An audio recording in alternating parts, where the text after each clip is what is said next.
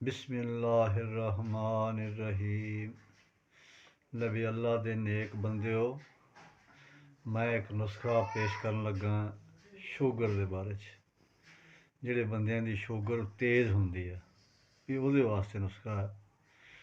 तो फिर ये जे नहीं समझ आउंदा या कोई चीज़ बने, फिर यूट्यूब के उत्ते साडा चैनल है हिकमत बसीरत, उस ते सबसक्राइब करके उत्थे तफसीली इनू वेख सकते हैं। तो नुस्खा अलहमदुलिल्लाह ऐसा है भी गोलियां की कोई ज़रूरत नहीं, टीका लाने की कोई ज़रूरत नहीं, सब कुछ इंशाअल्लाह अल्लाह ठीक कर देगा। वही चीज़ है ना भी। हुण नुस्खा सुन लो।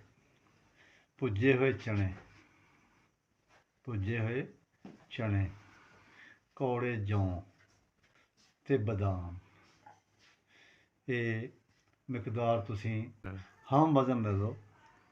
हम वज़न करके इन्हों ग्राइंड कर लो, 100 कर लो ग्राम, या पाइया पाइया कर लो, या किलो किलो कर लो, जिन्नी गुंजाइश है। तो एक चमची सुबह पानी नाल खाने तो बाद, एक शाम को खाने तो बाद, इंशाअल्लाह ताला शूगर तेरी उतां चढ़ेगी नहीं। तो परहेज़ ज़रा जो तुम अगे करते हैं और जिन्ना क परहेज़ उन्ना क लाजमी करते रहो, ताकि फिर यह मुस्तकिल इलाज हो जाए। तो जे उधर भी दबी रखना काम, तो उधरों भी परहेज़ नहीं करना, फिर मुश्किल हो जाता। क्यों कि दवाई ने अपना काम करना, परहेज़ किया नहीं तो उन्हें उधर ही जोर लवाई रखते दवाई का। तो इस वास्ते करके परहेज़ भी नाल करते रहो। तो ये काम करके वेखो, इंशाअल्लाह ताला अल्लाह दियां सत्ते खैरां हो जाएगियां। शुक्रिया जी। जिन भाइयों को पंजाबी समझ नहीं आती, तो बहुत सारे भाई पूछते हैं कि हमें उर्दू में बताया जाए। तो ये याद रख लें, शुगर के लिए 3 चीज़ें हैं। नंबर 1 बादाम है, नंबर 2 कड़वे जौ और भुने हुए चने। ये 3 चीज़ें आपने ले लेनी है।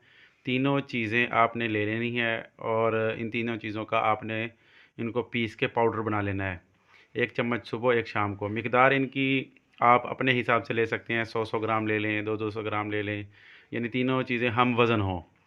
और 1 चम्मच सुबह, 1 शाम आप ताज़ा पानी के साथ आप ले सकते हैं। अगर शुगर ज़्यादा हाई होती है तो फिर आप 2 वक़्त ले लें, नहीं तो 1 वक़्त भी आप ले सकते हैं। परहेज़ भी साथ-साथ आपने ज़रूर करना है, मिठाई से, मीठी चीज़ों से, ठीक है? जितना परहेज़ करेंगे उतना ही ज़्यादा फ़ायदा होगा जी।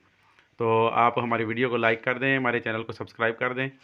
अगर फेसबुक पे देख रहे हैं तो फॉलो कर दें, और ये आगे दूसरे दोस्तों तक भी ये वीडियो शेयर करें जी। जज़ाकल्लाह, शुक्रिया।